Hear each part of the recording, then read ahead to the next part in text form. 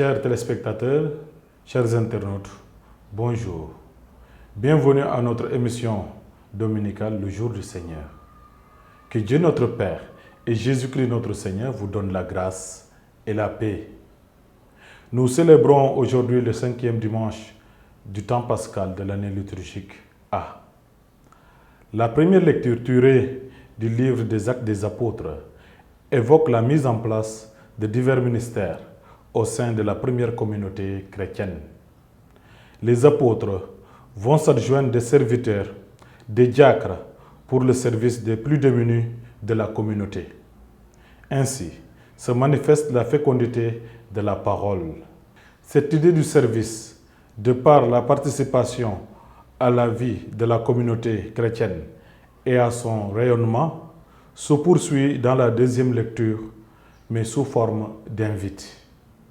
L'apôtre Pierre nous invite à être des pierres vivantes de la demeure spirituelle, pierres vivantes posées sur la pierre angulaire qu'est le Christ.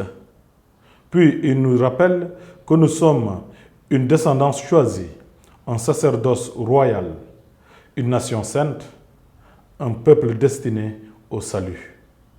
Chers amis, tout cela advient gratuitement, sans aucun mérite de notre part.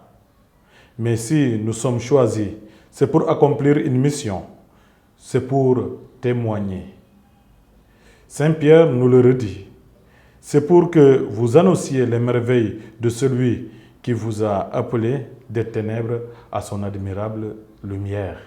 Pour témoigner, oui, bien sûr.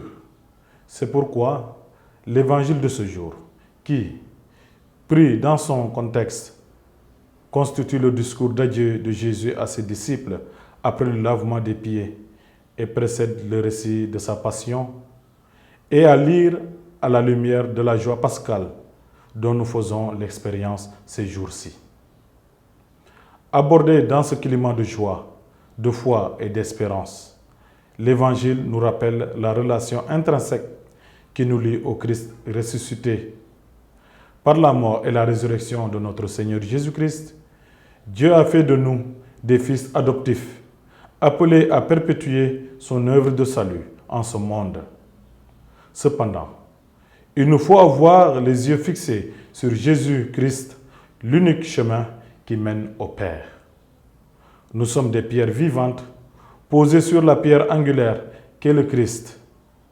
Que notre engagement en la vie de notre communauté le reflète. Qu'il en soit ainsi, maintenant et pour les siècles des siècles. Amen.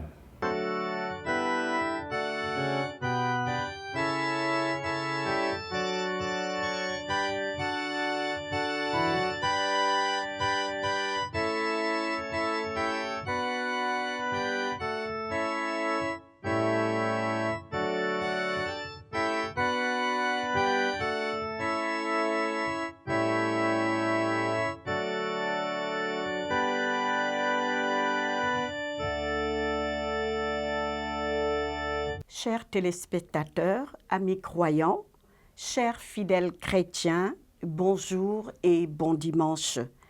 C'est un plaisir de vous retrouver pour une nouvelle rubrique de littérature chrétienne. Le thème de ce jour est très enrichissant car il s'agit d'une grande figure emblématique de l'Église catholique, un grand patriarche qui a coopéré au salut de toute l'humanité, Saint Joseph le Juste. L'auteur de cet ouvrage, Monsieur Antoine-Emmanuel Mamadou Mané, insiste sur la nécessité de mettre nos familles sous la protection de Saint Joseph. C'est une manière de lui demander de prier pour nous dans nos soucis quotidiens, de famille, de santé, de travail. Ainsi, dit-il, Saint Joseph verra alors en nous sa propre famille et nous prendra ainsi sous sa constante protection. Monsieur Antoine-Emmanuel Mané est un passionné de Dieu, très dévoué à la Sainte Vierge Marie et à Saint Joseph.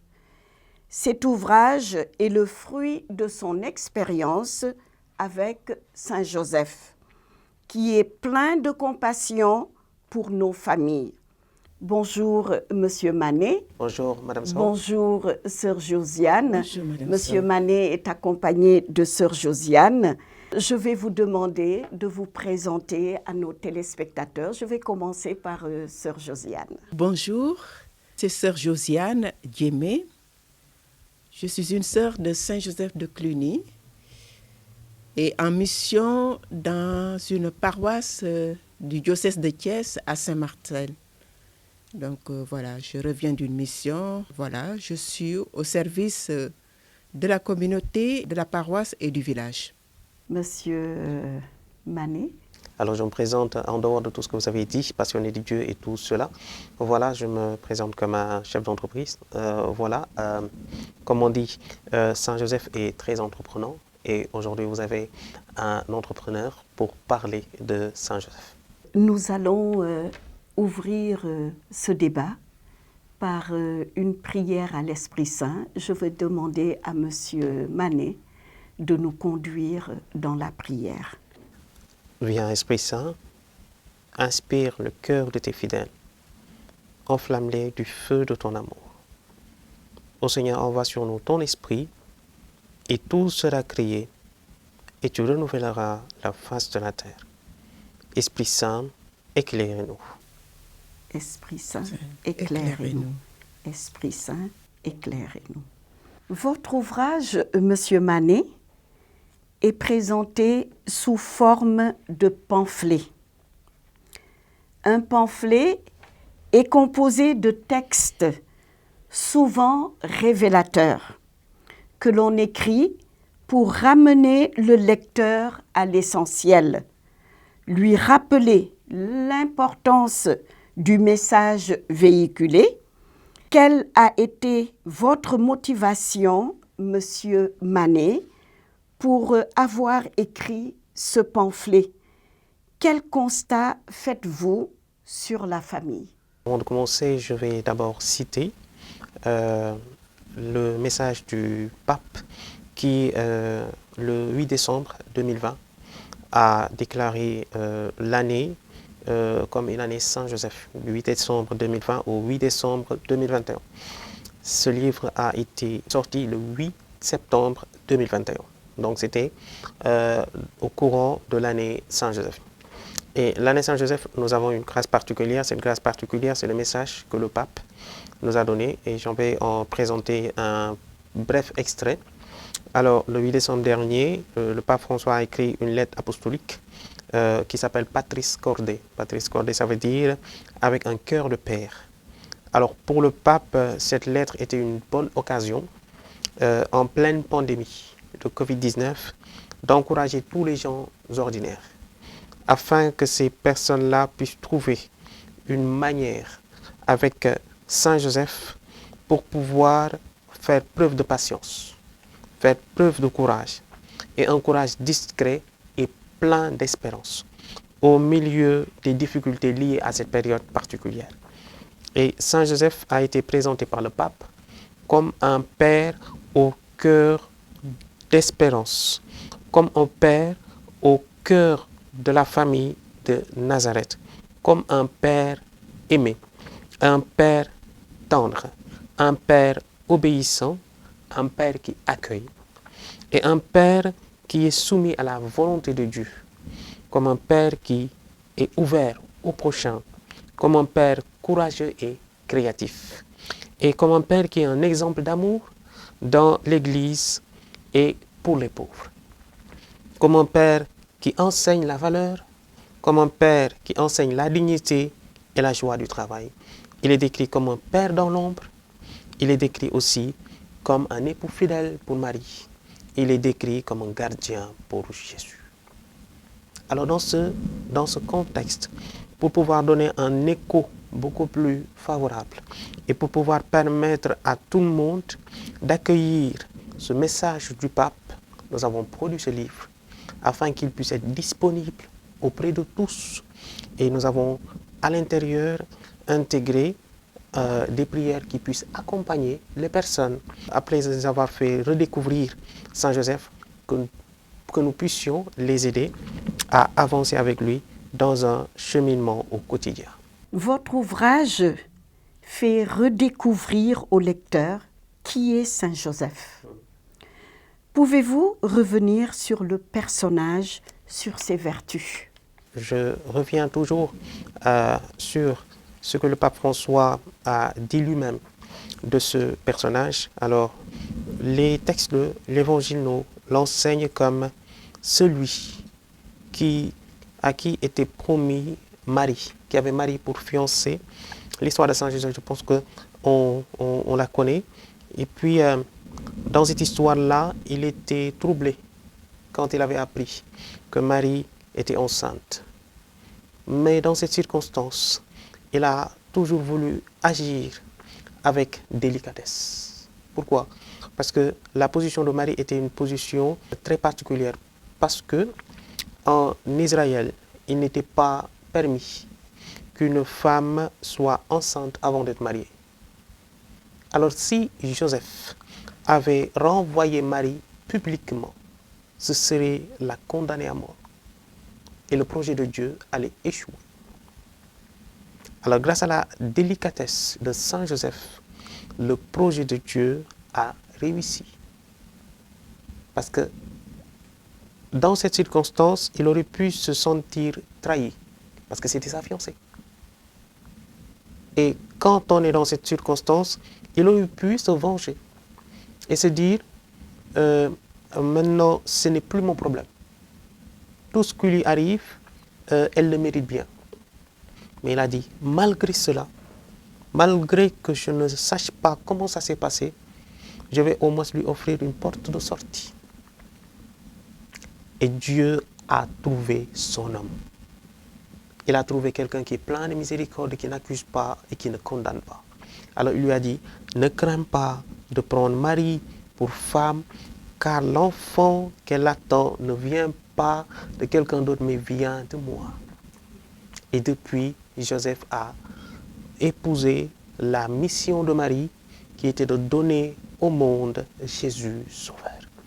Et toute sa vie n'a été que de protéger ces deux personnes, Jésus et Marie, que le pape déclare comme les plus grands trésors de Dieu. Alors Saint Joseph est quoi? Époux de Marie, on le sait. Saint Joseph est quoi? Père adoptif de Jésus. Saint Joseph est quoi? Saint Joseph est gardien de la Sainte Famille. Et Saint Joseph est quoi également? Il est protecteur de l'Église catholique depuis 1870. Et la lettre du pape n'était que pour rappeler, faire une commémoration à l'occasion des 150 ans de l'anniversaire de ce décret qui a fait de Saint Joseph protecteur de l'Église. En page 12, Monsieur Manet, je cite, vous dites « Nous jugeons très utile que le peuple chrétien s'habitue à invoquer avec une grande piété et une grande confiance, en même temps que la Vierge, Mère de Dieu, son très chaste époux, le bienheureux Joseph. » Pourquoi ce jugement? Pensez-vous que la dévotion à Saint Joseph laisse à désirer? Effectivement, je le disais hier dans une discussion, Saint Joseph certes est connu pour être silencieux, pour être effacé. Je vous rappelle l'épisode où Jésus s'était perdu à Jérusalem. Qu'est-ce qui s'est passé? On n'a pas vu Joseph parler. Or, c'était l'autorité.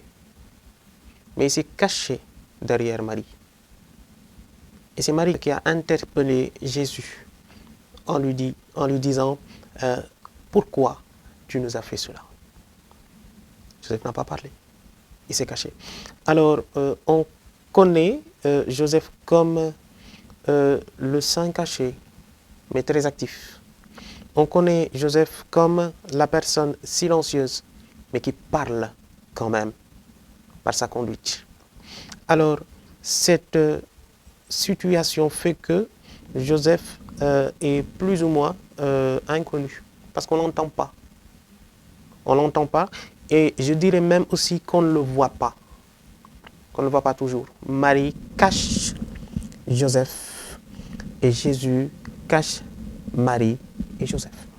Donc, c'est pourquoi, vous verrez cette expression, on dit Jésus, après Marie, après Joseph.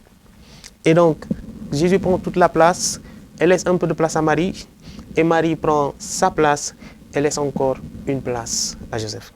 Maintenant, il faudrait qu'on arrive à placer Joseph pas au devant, mais en tout cas en lui donnant une place de choix.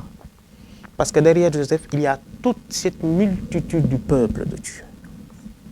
Et c'est ce qui fait que Saint Joseph est un peu ignoré. Et donc, c'est ce qui a permis que le pape, ces paroles que vous venez de citer sont du pape Léon XIII, qui en 1886 a donné une encyclique consacrée à la dévotion à Saint Joseph. Et donc, c'est dans cette encyclique qu'il disait que nous jugeons qu'il est important que cette dévotion à Saint Joseph soit remise à sa juste place. Et il disait également que Marie, notre mère même, souhaiterait que cela se fasse. Et d'ailleurs, une parole qui a été donnée par Sainte Thérèse d'Avila, qui a une très grande dévotion à Saint Joseph, et où Marie lui disait que par ta dévotion à mon très chaste époux, tu m'es très agréable. Alors, si nous courons tous derrière Marie, si nous voulons être très agréables à Marie, ayons une dévotion, un amour particulier pour son très chaste époux, parce que Marie honore son très chaste époux. Alors, en honorant Saint Joseph, nous honorons Marie et nous ouvrons les trésors de ses grâces, parce que Marie est canal de toutes les grâces. Ma sœur, vous êtes de la congrégation des religieuses de Saint-Joseph de Cluny. Vous accompagnez M. Manet dans ce débat. Saint-Joseph, il est le patron de votre communauté et le protecteur de cette communauté. Comment vivez-vous ce patronage, cette protection de Saint-Joseph dans votre communauté religieuse? C'est une longue histoire entre notre mère fondatrice Anne-Marie Javoué et Saint-Joseph. Une longue histoire d'amour, je peux dire. C'est le 20 août, lorsque notre fondatrice voulait faire un petit oratoire dans sa communauté. Et lors de l'inauguration, le curé de Saint-Pierre, l'abbé Olivier, voulait donner le nom de Saint-Bernard. C'était le 20 août, donc la fête de Saint-Bernard. Et c'était en référence avec Saint-Bernard de Clairvaux, un homme qui a eu une grande impulsion dans la communauté cistercienne. Et au cours d'une conversation, il y avait l'autre curé qui était là, qui lui a dit « Pourquoi pas Saint-Joseph ?» Il a dit que c'est Saint-Joseph qui a été le protecteur de Sainte Thérèse d'Avila. Et je pense que ça a dû jouer dans sa tête et dans sa mémoire lors d'une vision qu'elle avait eue lorsqu'elle était chez les Sœurs de la Charité de Besançon, où Sainte Thérèse lui est apparue en songe en lui montrant plusieurs enfants de différentes couleurs. Voilà des enfants que Dieu te donne. Et c'est là que je peux dire qu'il y a eu une confirmation de l'abbé Joseph, ce curé-là, qui est venu confirmer vraiment la vision de notre mère fondatrice. Et c'est à partir de là qu'elle a accepté de prendre Saint-Joseph comme protecteur de notre chère congrégation. Et donc, elle avait un amour passionné de Joseph. Et on le voit à travers ses écrits et tout. Donc, c'était un amour passionné et même à travers ses écrits, on voit que cet abandon, cette confiance qu'elle avait à Saint Joseph le propulsait à faire de la folie au niveau de ses décisions et au niveau de sa vie. Monsieur Manet, je reviens vers vous. Saint Joseph a toujours été très aimé par le peuple chrétien catholique. Nos aïeuls, nos grands-parents, nos parents avaient un langage commun. Tous dans les événements heureux, joyeux comme malheureux et douloureux, ils aimaient s'exclamer en disant à haute voix « Jésus, Marie, Joseph ». Cette tendresse à la Sainte Famille existe-t-elle toujours? Oui, parce que la dévotion à Saint Joseph est une dévotion populaire. Voilà. Alors, il faut savoir que les gens sont parfois portés à des tendances. Voilà. Et donc, pour dire que actuellement, la grande tendance, ce grand temps de grâce que nous vivons tourne autour de quelques mouvements. On peut citer le renouveau charismatique. Et dans ces situations, on voit parfois certaines figures qui sont mises en avant. Certaines figures qui sont mises en avant. Chez les charismatiques, vous verrez qu'ils mettent beaucoup en avant la personne du Saint-Esprit qui est fondamentale. C'est, disons, que dans la Sainte Trinité, c'est la personne la plus oubliée. Et on nous demande de remettre le Saint-Esprit également à sa juste place. Parce que le Saint-Esprit est notre héritage. C'est ce que nous avons reçu de Jésus-Christ. De la même manière, ces dévotions populaires à Saint Joseph, il faut noter que Saint Joseph a commencé à être... la dévotion à Saint Joseph remonte de très longtemps. Maintenant, sa fête a été instituée depuis 1621. Donc ça remonte de très loin. Ça remonte de très loin. Et donc maintenant, depuis, c'était une dévotion qui progressait dans le peuple de Dieu. Et quand vous voyez ces femmes-là, et d'habitude on le voit dans nos mamans, nos grands-mères, qui disent tout le temps Jésus, Marie, Joseph. En sérère, j'entends parfois certains disent Yesu Maria Mafa Yosef. Voilà, chez certains mamans sérères. Et donc, parce que elles ne dissociaient pas, elles ne séparaient pas ces personnes, cette famille. Alors maintenant, considérez Jésus-Marie seulement, où est le Père? Et donc, on a enlevé le Père, et regardez, maintenant on a des sociétés, des familles, où la place du Père est une place qui n'est pas une place centrale. Tout tourne autour de la maman et des enfants. Alors, enlever le Père, et donc on a une famille déséquilibrée. D'accord? Maintenant, remettez le Père à sa juste place. Et le Père est également l'époux. Alors, il y a une relation entre les époux, une relation qui actuellement est très conflictuelle. Et donc, il y a une relation entre le Père et les enfants. Et donc, aussi, la relation entre la mère et les enfants se trouve beaucoup plus favorable. Pourquoi? Parce qu'il y a un Père à côté.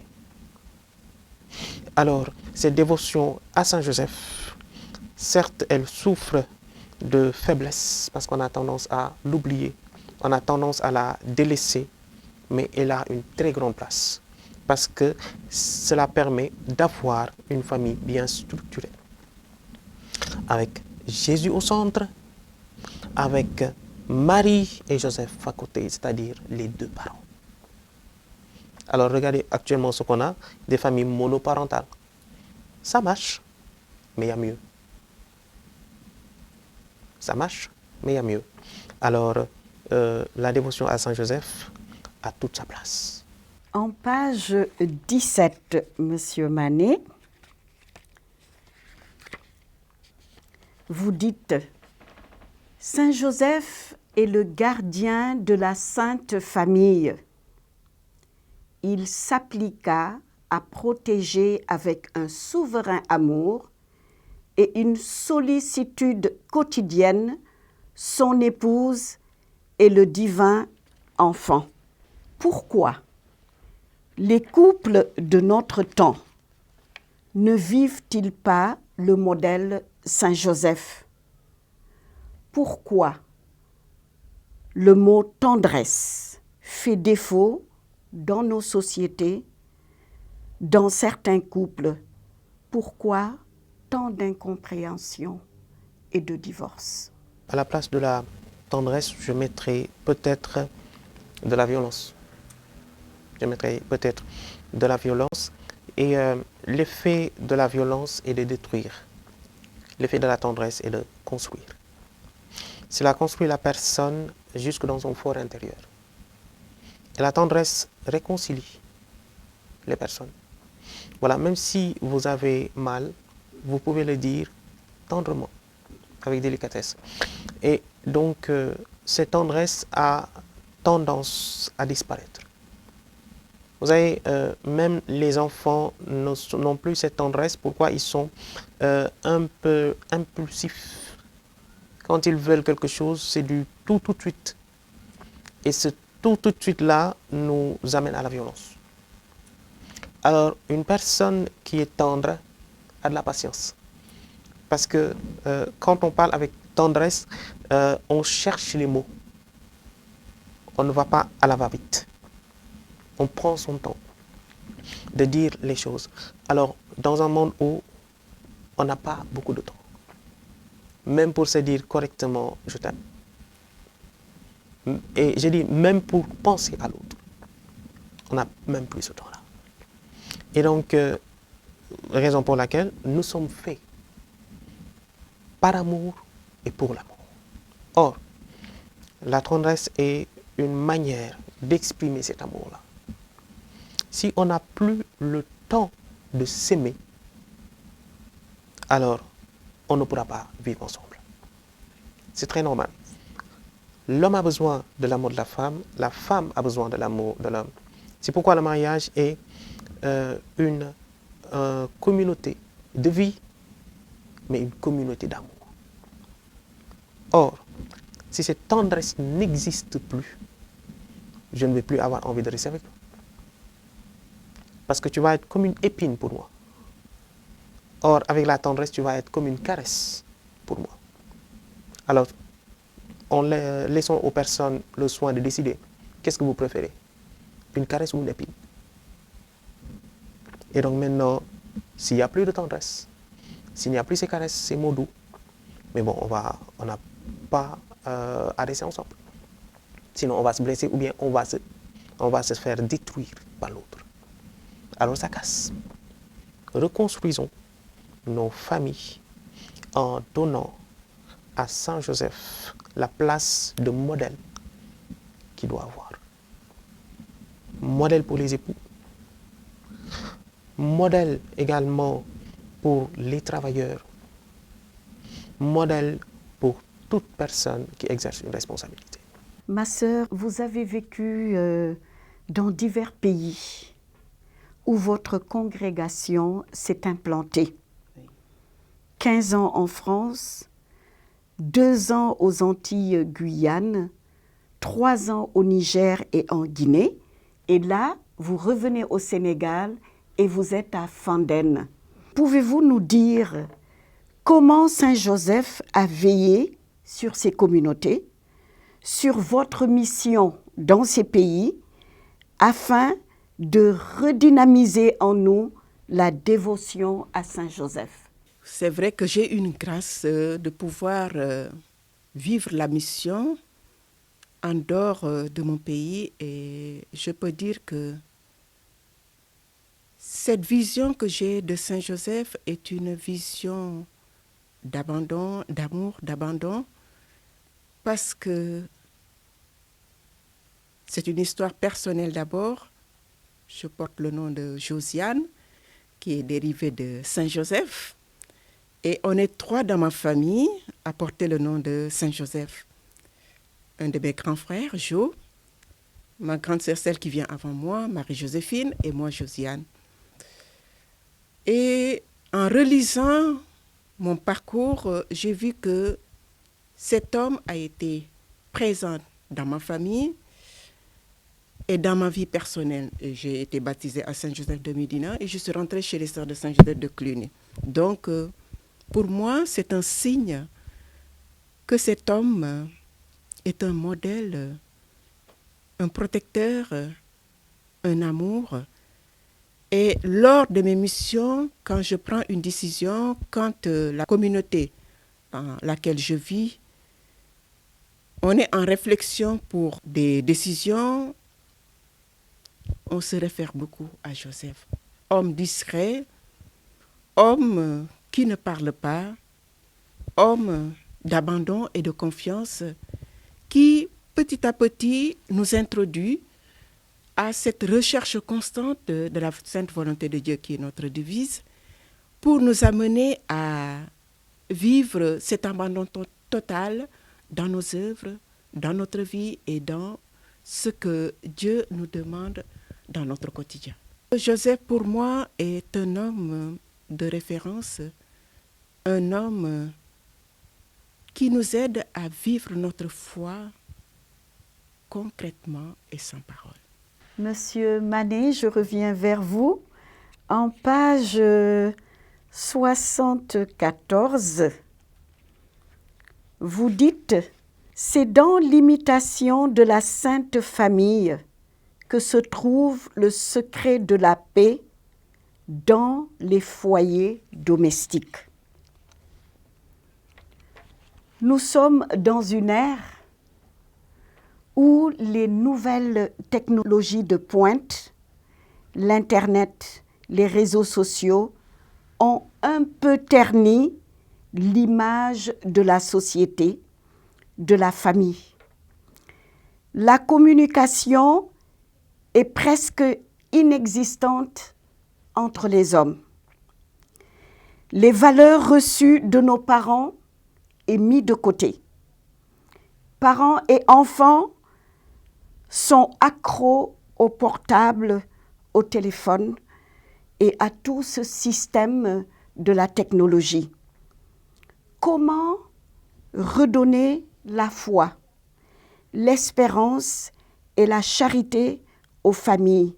Comment, par rapport à tout ce que nous vivons autour de nous, redonner la place à Saint Joseph dans nos familles? Je vais m'appuyer sur le rôle de Joseph en tant que père.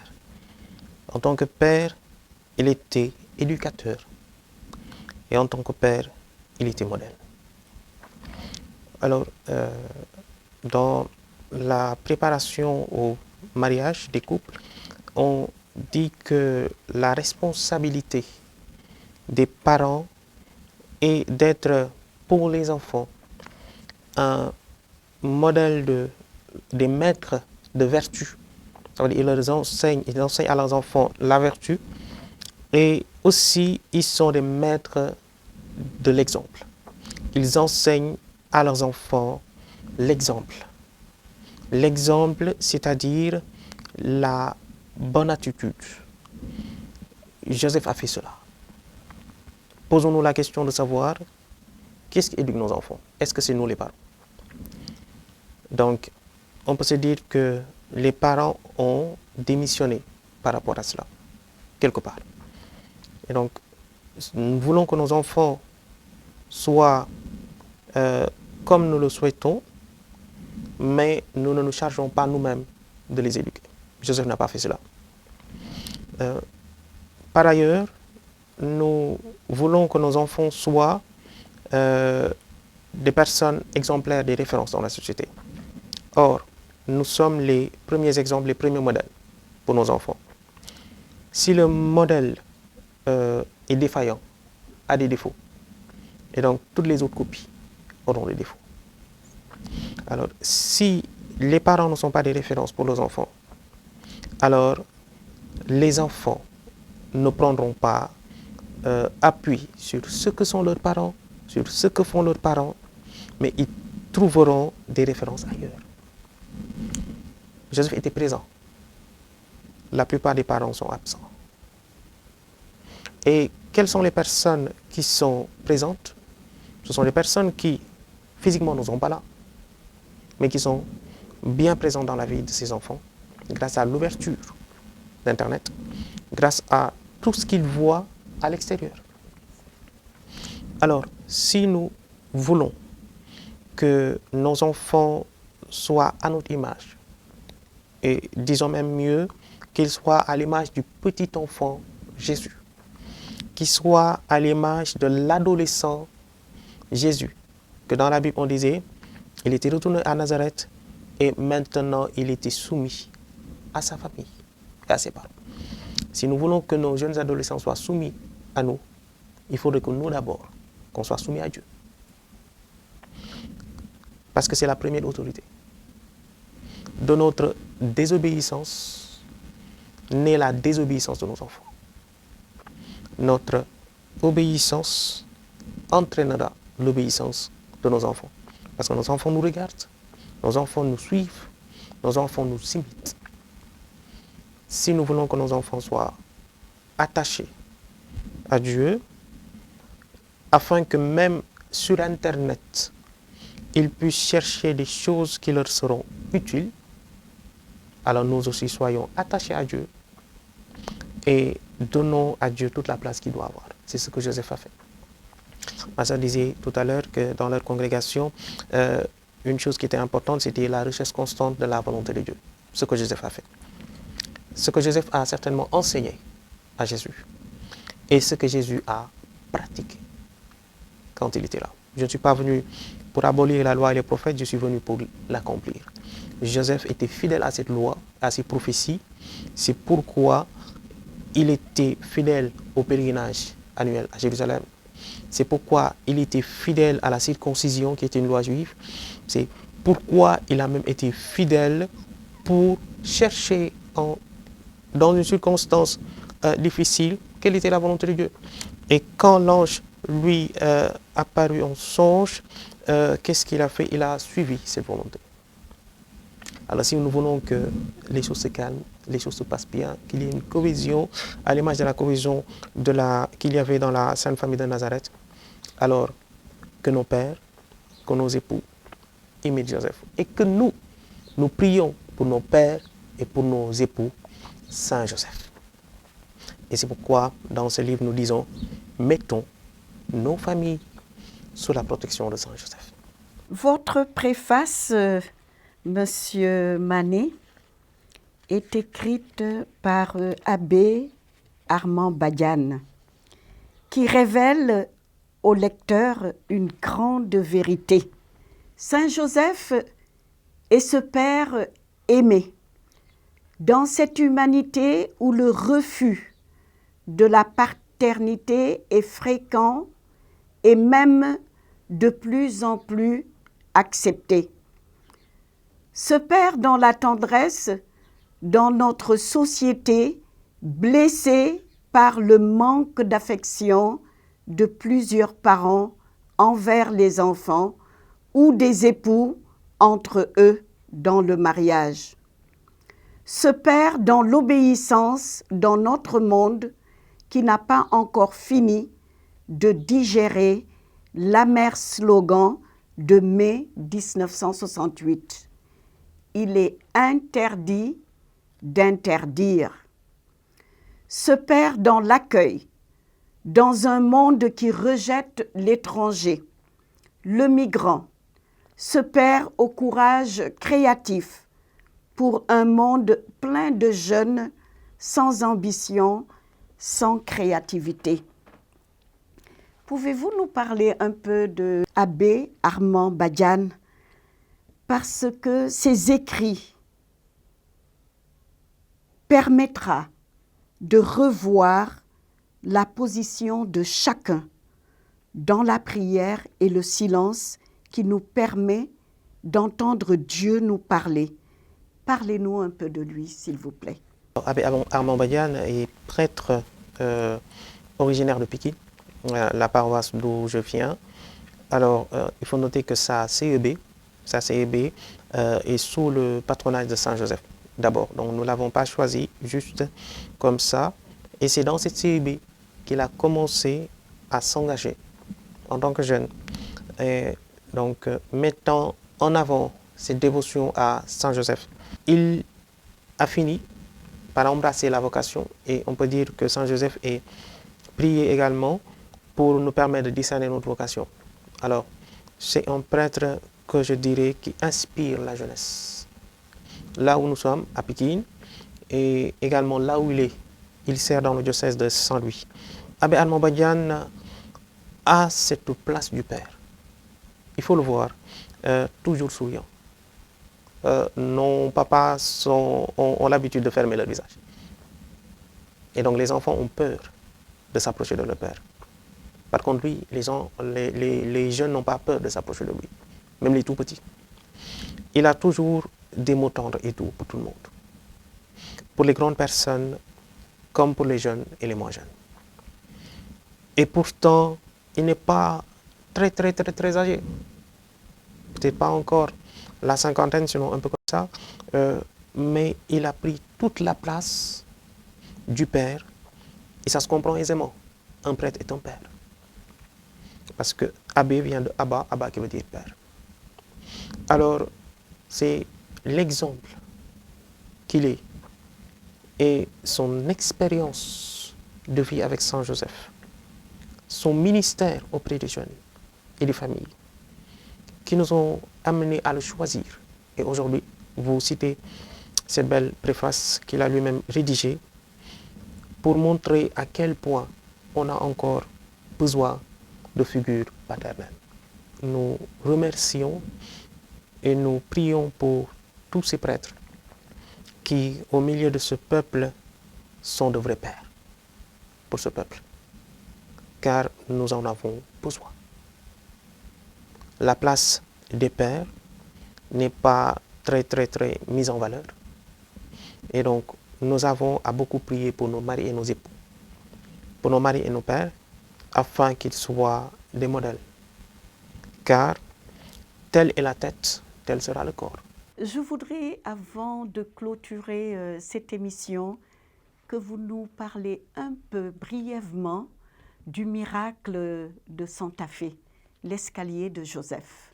C'est dire tout simplement le rôle de patron. Donc dans l'Église, on parle, quand on dit qu'un tel est patron de telle chose, et donc maintenant, qu'est-ce qui se passe?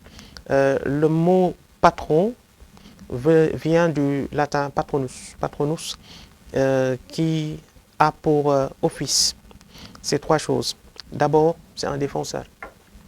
Donc quand vous avez quelqu'un comme patron, c'est votre défenseur. Alors il vous défend de tous les dangers. Saint Joseph nous défend de tous les dangers. Et d'ailleurs, il y a une prière qui est dans ce livre-là et qui est très connue. La prière à Saint Joseph, terreur des démons. Voilà, et cette prière est recommandée dans pratiquement toutes sortes de maladies. Un patron est également un intercesseur. Saint Joseph intercède pour nous auprès du trône de Dieu. Et ce que nous demandons à Dieu, lui, il vient nous le donner. Et ce que nous lui demandons, il va le présenter à Dieu. C'est un intercesseur. Et Saint Joseph également est un protecteur. Et il nous protège dans nos circonstances temporelles, dans les affaires de la vie courante. Alors, comme affaire de la vie courante, situation problématique, c'était une communauté religieuse qui avait fait construire une chapelle à la demande de leur archevêque. Et donc, en construisant cette chapelle, il y avait la tribune où la chorale devait se tenir. Malheureusement, ils ont construit la tribune, on ne comprend pas, mais en oubliant l'escalier qui devait mener à cette tribune. Et donc, elles se sont dit, il faut qu'on trouve une solution. Elles se sont mises en prière, une neuvaine à Saint Joseph. Alors rappelez que ce n'est pas Saint Joseph qui donne, mais Saint Joseph nous obtient, c'est Dieu qui donne. Alors, ils ont demandé l'intercession de Saint Joseph en tant que patron, je l'avais dit patron intercesseur, il a intercédé. Et Dieu a écouté. Mais Dieu n'a pas seulement fait qu'écouter, mais il a envoyé Joseph lui-même. Et un jour, juste avant la fin de la neuvaine, un monsieur s'est présenté comme un charpentier. Et il s'est proposé d'aider les religieuses à bâtir, à construire l'escalier qui devait mener à cette tribune. Et donc, qu'est-ce qui se passe? Le monsieur, on lui accorde de faire ce travail. Et ce monsieur inconnu a construit l'escalier. Et l'escalier notez ceci. L'escalier compte 33 marches. L'âge de Jésus-Christ. L'escalier a été construit sans colle et sans clous. Deuxième chose, l'escalier fait 2 fois 360 degrés. Et donc, l'escalier a une hauteur de 6,7 mètres. Sans colle, sans clous et sans colonne centrale. Donc, l'escalier fait quelque chose comme ça.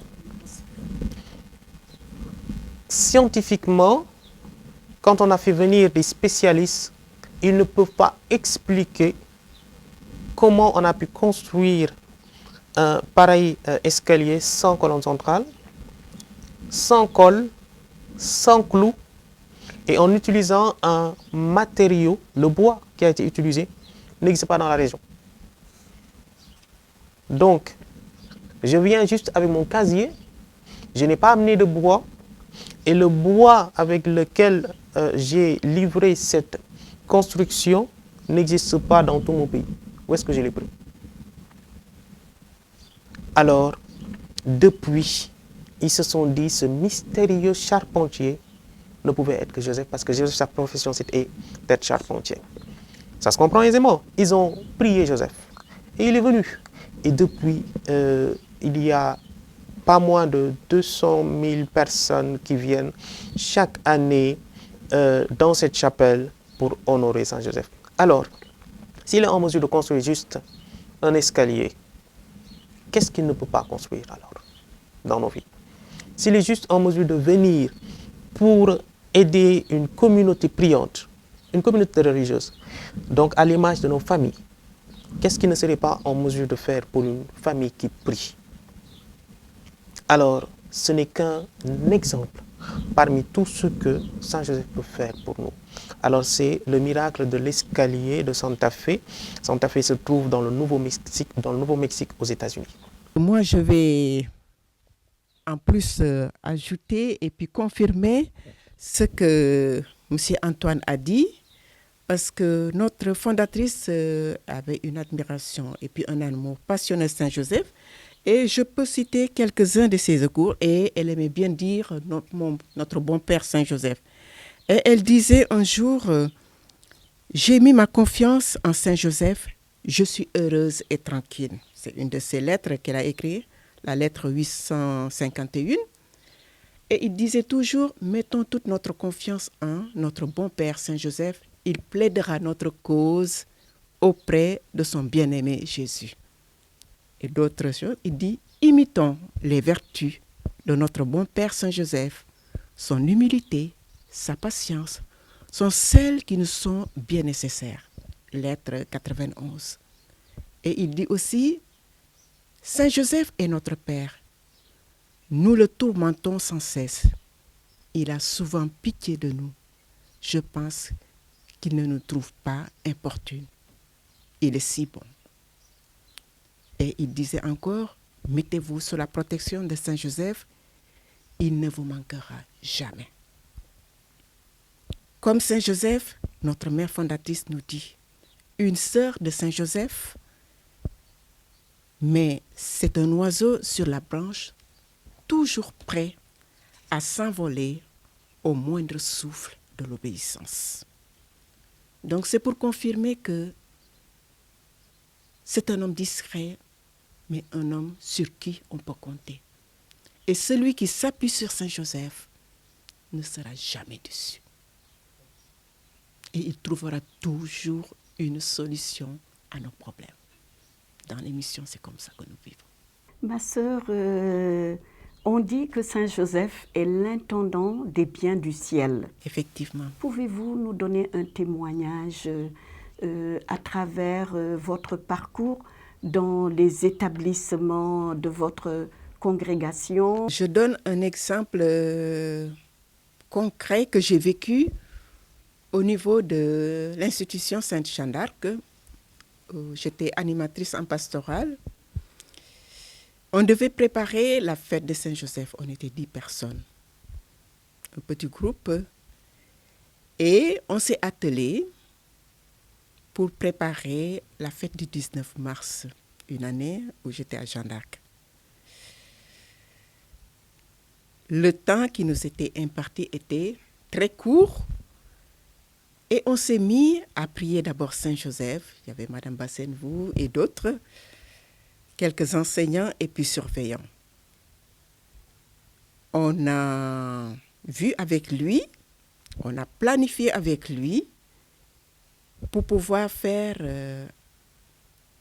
un repas avec spectacle en invitant les deux écoles d'à côté, la cathédrale et les Sœurs de Notre-Dame. On est arrivé à organiser avec lui cette fête en très peu de temps, en faisant venir un tissu de Saint-Joseph de la Côte d'Ivoire. Vraiment, il s'est plié en 4 pour que nous puissions réussir avec lui cette fête. Et ça a été une telle joie pour les jeunes, pour le personnel, et de pouvoir célébrer Saint-Joseph. Et c'est là que j'ai vu que Saint-Joseph est le patron de toute cause, mais si on lui fait confiance. Et c'est ça que nous avons vécu quand on a fait notre évaluation après la fête.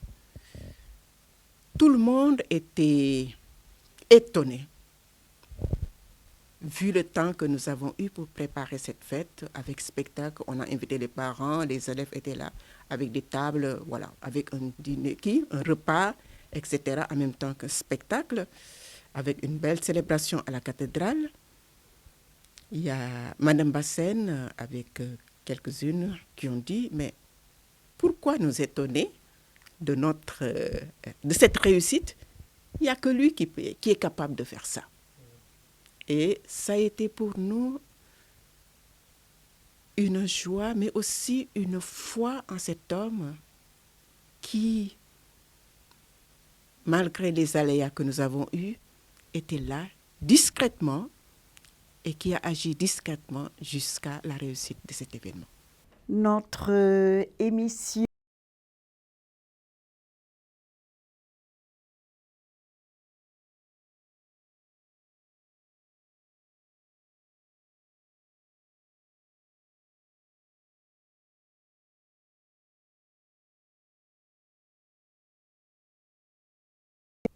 vous allez entendre parler de guerre et de rumeurs de guerre.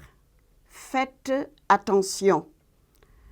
Ne vous laissez pas effrayer, car il faut que cela arrive. Mais ce n'est pas encore la fin. On se dressera nation contre nation, royaume contre royaume. Il y aura en divers lieux des famines et des tremblements de terre. Or, tout cela n'est que le commencement des douleurs de l'enfantement. Alors, vous serez livrés à la détresse. On vous tuera. Vous serez détestés de toutes les nations à cause de mon nom. Alors ce sera pour beaucoup une occasion de chute. Ils se livreront les uns les autres, se détesteront les uns les autres. Beaucoup de faux prophètes se lèveront et ils égareront bien des gens. À cause de l'ampleur du mal, la charité de la plupart des hommes se refroidira. Mais celui qui aura persévéré jusqu'à la fin, celui-là sera sauvé. Chers frères et sœurs en Christ, mettons nos familles sous la protection de Saint Joseph, veillons et prions.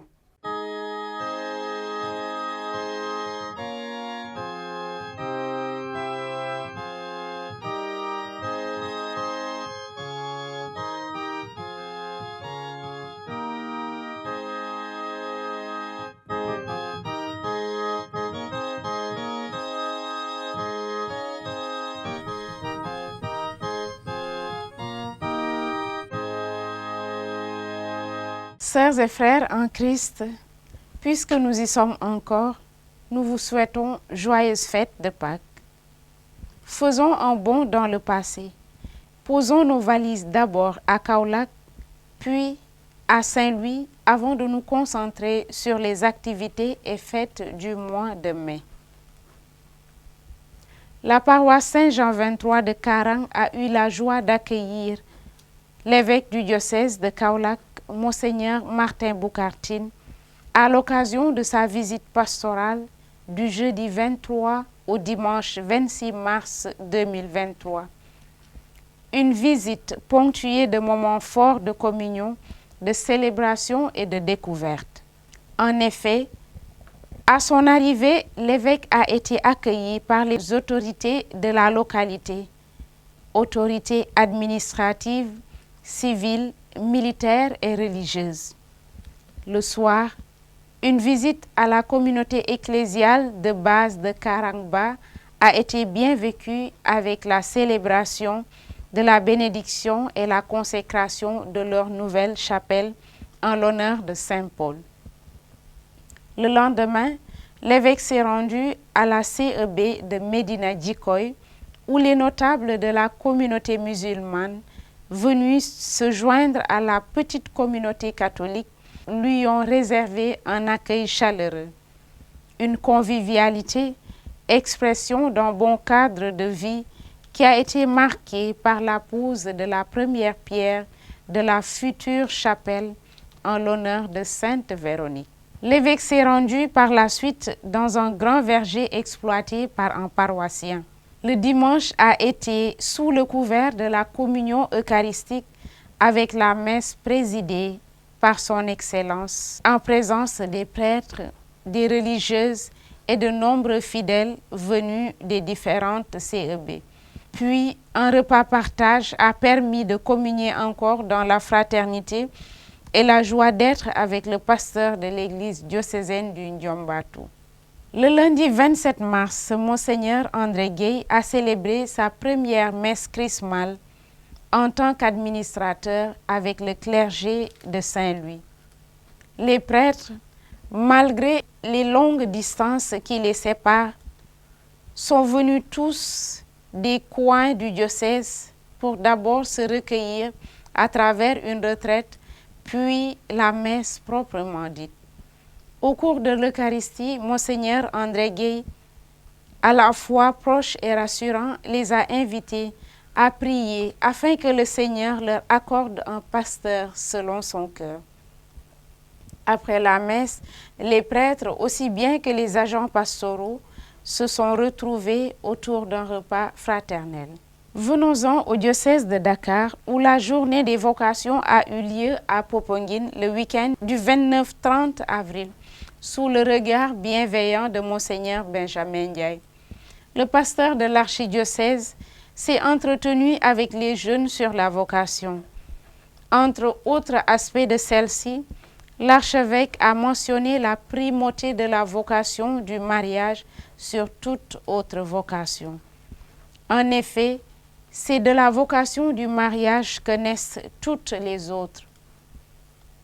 Ce même week-end, les sœurs de Saint-Joseph de Cluny se sont rendues à Dagana pour un pèlerinage sur les pas de leur fondatrice, la bienheureuse Anne-Marie Javoué.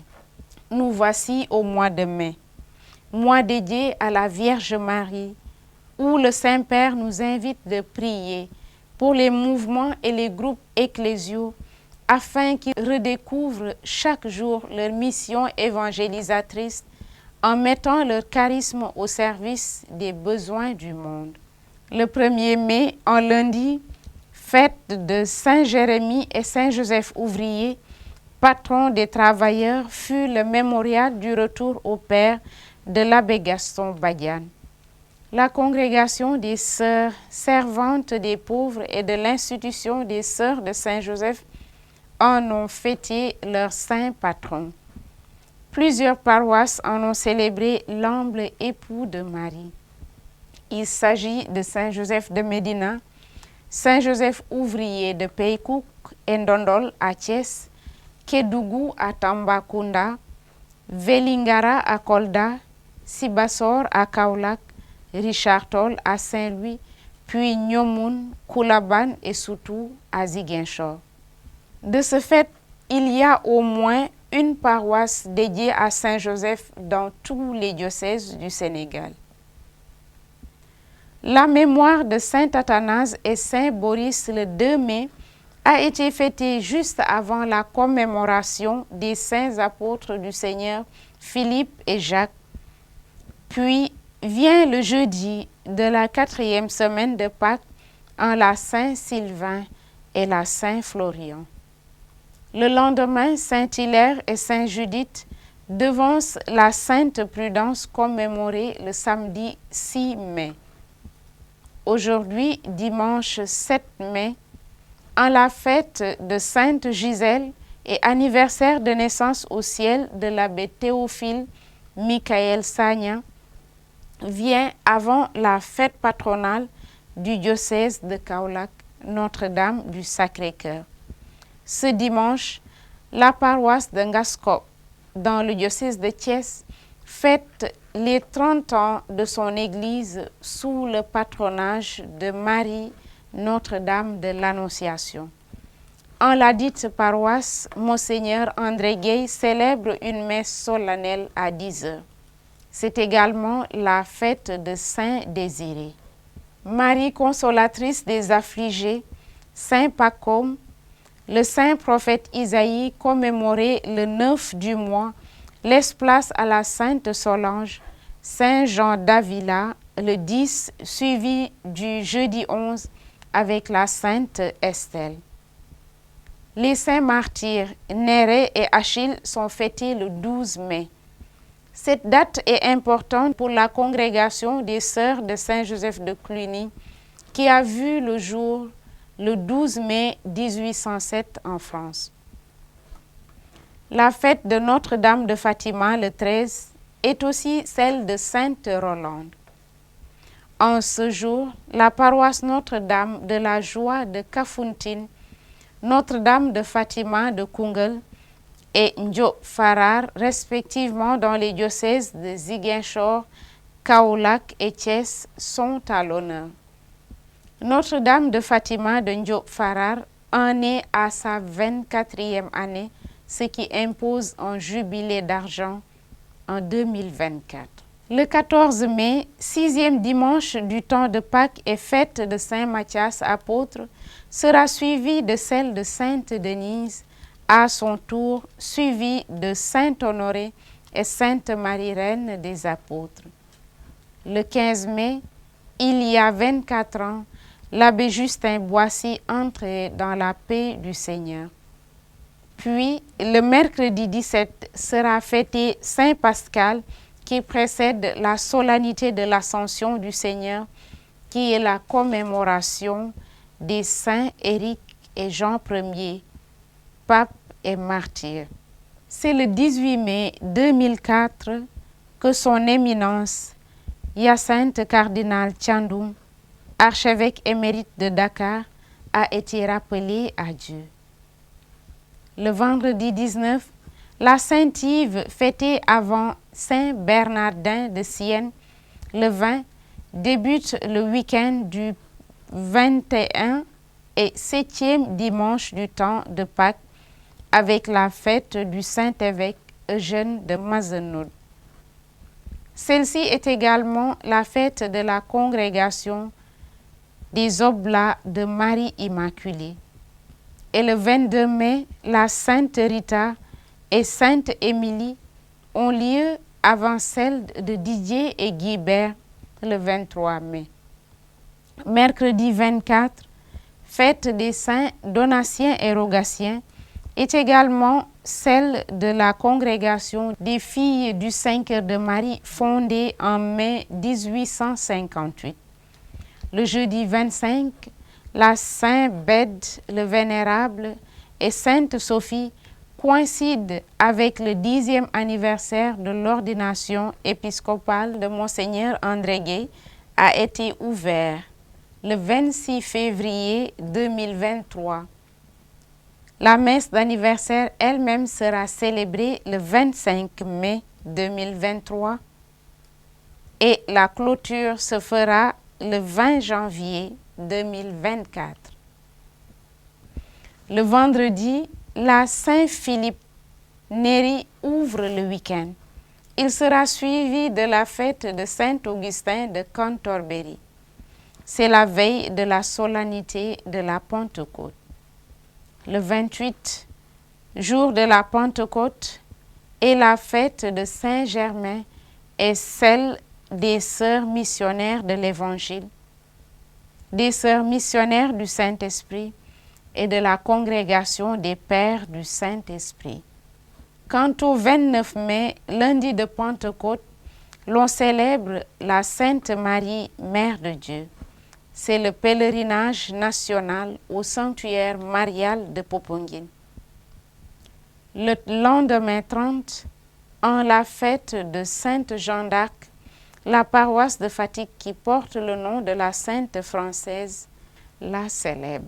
Le 31 mai, la fête de la Visitation de la Vierge Marie marque le mémorial du retour à Dieu de l'abbé Jean-Christophe Sagna, un membre du clergé de Ziguinchor, décédé en 2019.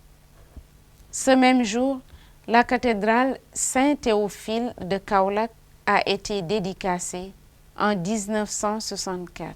Nous vous souhaitons un très bon dimanche sous la protection puissante du Seigneur et vous donnons rendez-vous le mois prochain pour un nouveau numéro de votre rubrique Rétro-prospection. Nous nous sommes rendus à la fin de notre émission dominicale. Nous vous souhaitons un bon dimanche et une sainte semaine dans le Christ.